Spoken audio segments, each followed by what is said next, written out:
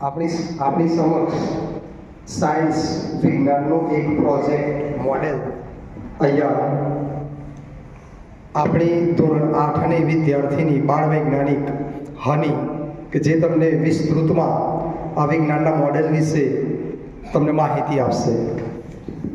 હાલમાં જ આપણી વિદ્યાલયમાં 28 ફેબ્રુઆરીના રોજ સાયન્સ ડે ખૂબ જ સુંદર રીતે અહીંયા મનાવવામાં આવ્યો, જેમાં લગભગ જેટલા વિદ્યાર્થી છે એટલા મોડેલ એમ કહીએ તો પણ ચાલે. ઘણા બધા મોડેલ હતા. સાથે સાથે એની અંદર તમારી સર્જનાત્મક શક્તિ, તમારી આંતરસૂઝ, એનું તમે ખૂબ સુંદર રીતે અહીંયા વિવિધ પ્રકારના વિજ્ઞાનના મોડેલોમાં પ્રેઝન્ટેશન આપ્યું. આજનું બાળક આવતીકાલનું ભવિષ્ય છે અને આપણું ભવિષ્ય આપણા હાથમાં છે. આવી અનેકવિધ એક્ટિવિટીઝ કે જે તમને નવીન પ્રયોગો કરવા માટે પ્રેરે છે અને એ માટે વિદ્યાલય અને વિદ્યાલયના ગુરુજન તેમજ તમારા માતા પિતા એ પણ તમને સહિયારો સહયોગ આપે છે.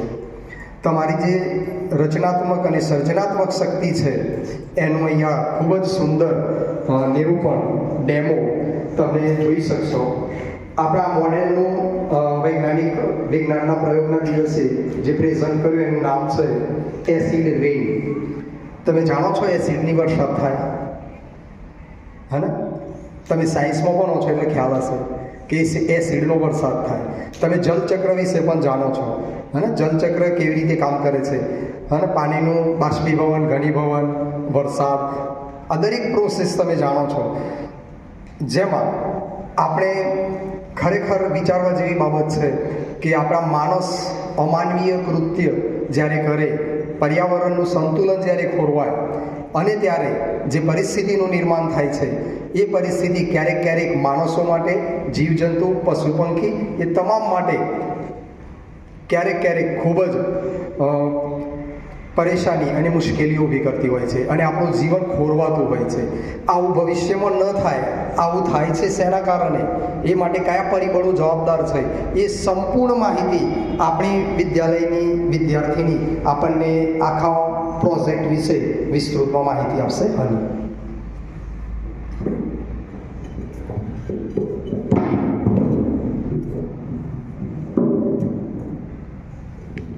નમસ્તે, જય ગુરુદેવ. મારું નામ હની છે. હું ધોરણ 8માં અભ્યાસ કરું છું. આજે હું તમને મારા સાયન્સ મોડેલ વિશે સમજાવીશ. મારા સાયન્સ મોડેલનું નામ છે એસિડ રેઇન.